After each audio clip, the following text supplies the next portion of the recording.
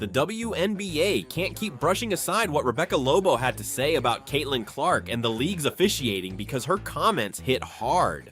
She is very difficult to officiate because of all of the contact that's happening around her all of the time. That being said, I was in contact with a number of WNBA coaches yesterday about this topic of the officiating in the WNBA. What she pointed out has people paying attention for a reason, and it's raising serious questions about where things are headed. And Cunningham is down behind the play, but they've got Caitlin Clark. Two players with incredible up.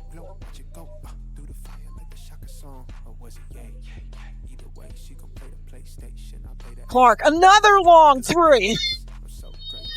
She's back. Even after the huge spotlight created by the Fever Sun game and all the debate around the officiating, the bigger issue still hasn't gone away. If these problems keep piling up, they could hurt the league's momentum in a big way. Rebecca Lobo didn't just throw out an opinion, she shared concerns that many people around the WNBA have reportedly been talking about behind the scenes, and that makes her comments even more important. If the past year has shown anything, it's that the WNBA still hasn't completely figured out how to protect the incredible momentum Caitlin Clark has brought to the league. Some people may not enjoy hearing that, but it's a conversation that keeps coming back. We're going to break down Rebecca's comments, look at what's happening with the Indiana Fever, and explain why. But here we go with Caitlin Clark, singularly, being missing for the time she was gone, and ratings tanking, 50% in some cases. And then also she comes back and reminds everyone how spectacular she is. And everybody's talking about the WNBA. So if you needed to sort of have it affirmed to you that it is just her, that the singularity of her is what we are talking about and her star power, you got it with this absence and then the way she came back. All the excitement around the team also shines an even brighter light on the league's biggest challenges. Before we jump in, hit the like button. At this point, it feels like every like deserves one more whistle from the refs. And don't forget to subscribe for more Caitlin Clark and Indiana Fever updates. Now, let's rewind for a second and see how all of this started. At the time of this story, tell me, what does Clark's return mean for the WNBA? Well, I mean, it means a lot more people are paying attention once again. We know how much Caitlin drives ratings. We know how much Caitlin drives attention on the WNBA. And for her to come back and do it in that way was just ridiculous. Caitlin Clark had only recently returned from missing a handful of games, and she wasted absolutely no time reminding everyone why so many fans were waiting for her comeback. She exploded for 25 first-half points, including 3 incredible logo shots in just 38 seconds. It wasn't just a hot streak. There at the end of the first quarter, when she had that 38-second stretch, where she drained deep three after deep three after deep three. I was just sitting there thinking, I've been around this league since 1997. I have never seen that in a WNBA game. Have we seen players go on runs? Of course we have, but not like that. Not where a couple of the three-pointers are from 30 plus feet. It was an exhibition by her. It was the kind of performance that grabbed the attention of the entire basketball world and reminded everyone who has become one of the biggest attractions in the sport. That game made one thing impossible to ignore. Caitlin Clark isn't simply helping the WNBA grow. She's become one of the league's biggest drivers of attention. It was just ridiculous. It's not often that you're watching the WNBA or that I'm watching it and I'm like, wow, I've just never seen this before. During the games she missed, television audiences dropped, online conversations slowed down, and overall excitement wasn't at the same level. Her absence made just how much interest she generates much more noticeable. Without Clark on the floor, many of the league's biggest storylines struggled to capture the same level of attention. This angle is wild, folks. There's the eye gouge. Watch Mabry. Boom! I mean, come on. Then everything changed the moment she returned. Her comeback against the New York Liberty helped produce one of the biggest television audiences in WNBA history, with the broadcast peaking at 2.8 million viewers. For comparison, the NHL Stanley Cup Final averaged around 2.5 million viewers. The sports are different, of course, but that's still a remarkable number that shows just how much attention Clark can bring whenever she steps on the court. Whether league leadership fully appreciates what Hey, we would have been crashing that RT. Courtney, if somebody ever tackles you like that, nobody would ever tackle me like that. They would play with Bridget like that, and then we would have to like take it up there. Okay. You see what I'm saying? But I'm just saying. Nobody would ever play with me like that. If that ever happened, you better crash out behind me, because I'm crashing out behind you. We can share the same jail cell. Those numbers represent is something many fans continue to debate, but one person who clearly recognizes the significance is Rebecca Lobo. As an Olympic gold medalist, Basketball Hall of Famer, and one of ESPN's most respected basketball analysts, her opinion carries serious weight. When someone with that level of experience speaks up about issues affecting the league, people tend to listen, and this time was no different. This is JC Sheldon right here with an entire handful of Caitlin Clark's shoulder and bicep, and she's twisting it. Okay? I mean, this is wild. Here's the zoomed out look, the snapshot. I mean, this league does not have control of its players. Before we get into what Rebecca Lobo said about the referees, listen to how she described Caitlin Clark's return, because it says a lot. Her reaction wasn't just about one great game, it was about the massive wave of attention that came with Clark stepping back on the court. One comment from Rebecca Lobo really stood out. She pointed out that people were watching again. It may sound like a simple observation, but it carries a much bigger message. If fans are watching again, it suggests many had tuned out before. Everyone knows that Clark missed several games, and during that stretch, the league's TV numbers and online buzz took a noticeable hit. Lobo didn't stop there. She also explained why so many viewers came rushing back the moment Clark returned. You know, the game has changed so much. Players are faster, they're better, they're bigger, they're stronger. They're as good as they've ever been. They're as athletic as they've ever been. The game is fast now. Things are happening quickly. Everybody's getting better, except the officials. It wasn't only because she was scoring points, it was because she was making plays that almost nobody else attempts on a regular basis. These weren't ordinary three-pointers or long jump shots. These were deep logo shots that seemed to come from another zip code. That's exactly the kind of moment that gets fans talking, sharing clips, and tuning in to see what happens next. Very few players can consistently make those shots look routine, and that's a huge part of Clark's appeal. Even Natasha Cloud, who has openly disagreed with some of the attention surrounding Clark and her fan base, acknowledged the challenge of defending her. What was that play? Oh my god, this is rigged. This is rigged. She got yanked, fell on her hip. That's a hack! That's a hack! That's a hack! Oh my god, they hacked the one upon her and they hacked Caitlin Clark. They are both hacks. They are both hacks. They hacked Fever twice, and then there was a phantom foul called on Sabrina Ionescu. As she explained, once Clark crosses midcourt, defenders have to pick her up because she's already within range. That's not something teams deal with every day, and it highlights just how unique her shooting ability really is. Now, think about everything that's happened over the past season and into this one. The conversation isn't only about tough defense or missed whistles anymore. Many fans, analysts, and I thought she got fouled. I think it's pretty egregious what's been happening to us the last few games. A minus 31 free throw discrepancy. And I might be able to understand it if we were just chucking threes, but we're not. We're attacking the rim. And the disrespect right now for our team has been pretty unbelievable. So it's disappointing, that it doesn't go both ways, or it hasn't gone both ways. Former players have started questioning whether the overall level of officiating has been consistent enough, and those concerns have continued to grow. The Fever's matchup against the Connecticut Sun became one of the biggest talking points of the season. During a physical sequence, Caitlin Clark took hard contact that sent her to the floor, and another play involved contact near her face. The officials reviewed the situation and issued penalties under the league's rules, but the decision sparked heavy debate across social media and sports shows. Second time where I'm attacking, it's very physical.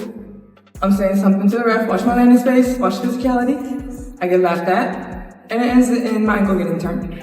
The same thing happened in Dallas, a flagrant that wasn't called. Same thing happened here. So my ankle is hanging in there, but it's starting to get very frustrating. I'm averaging less than 2 free throws a game, and I drive. I'm physical.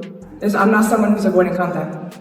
So I just hope that the safety of players starts to become a priority versus the ego of refs. Clark had been exchanging words with JC Sheldon earlier in the game, but competitive trash talk doesn't erase the expectation that physical play should stay within the rules. The reaction afterward was impossible to miss. Commentators sounded surprised, fans flooded social media with opinions, and people across the basketball world kept debating whether the officiating got the key moments right. Players, coaches, analysts, and viewers all seemed to have something to say, and the discussion quickly became much bigger than just one game. Of course, the clips of Caitlin Clark taking contact to the face and being knocked to the floor spread everywhere online and quickly became one of the biggest stories in basketball, but many fans argued that those moments didn't come out of nowhere. Difficult to officiate because of all of the contact that's happening around her all of the time.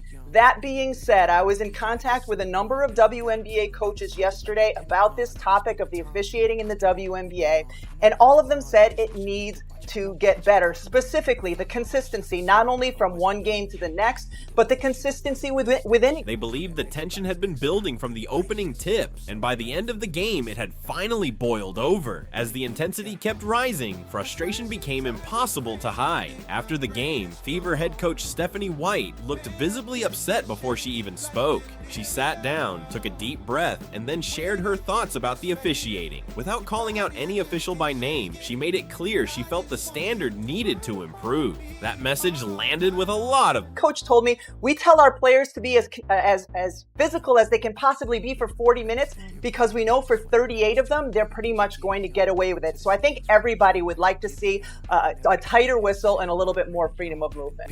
Her comments reflected concerns that many fans, players, and coaches have expressed throughout the season. The debate hasn't only been about one game. It's been about whether officiating has been consistent from night to night and whether players are receiving the same level of protection in every matchup.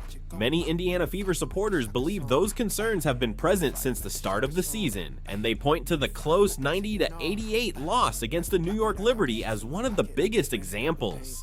That game sparked heated conversations across basketball media because several key calls became the... They just kept shoving Caitlin. They're like, well, they can't just keep calling fouls. I'm like, they're literally just running around hacking her. The referees have made it like a point that this is how you beat the Fever. You hack them. You don't even, it's not being physical. You just hack them. Because the referees are going to allow them to be hacked. Late in the game with the Fever, hack them. Not being physical. Focus long after the final buzzer. During the game, many viewers felt the foul calls weren't being handled consistently. Fans pointed to the difference in free throw opportunities and questioned whether both teams were being officiated the same way. Whether people agreed or disagreed, the discussion only grew louder as the game reached its final moments. The biggest controversy came on Indiana's final possession. Many fans and analysts argued that Natasha Cloud made significant contact with Caitlin Clark before she could get a clean shot attempt away. Replays spread rapidly across social media. Sports shows broke down the play from multiple angles, and debate continued well after the game ended. While opinions differed, the moment became one of the most talked about endings of the season. Stephanie White's frustration after that game also drew plenty of attention. The league later issued her a fine related to public comments about officiating, adding another layer to an already heated conversation. That decision only fueled more discussion among fans who were already questioning how these situations were being handled. All of this created a bigger picture that extended far beyond a single missed call or one controversial finish. Questions about officiating, consistency, and player safety kept surfacing around the league. That's why Rebecca Lobo's comments carried so much weight. They entered a conversation that had already been building for months and added even more attention to an issue many people were already debating. Another point that has frustrated some players and fans is the belief that concerns raised during games aren't always taken seriously. Whether that perception is accurate or not, it has become part of the larger conversation surrounding officiating, and it's one more reason the debate refuses to slow down.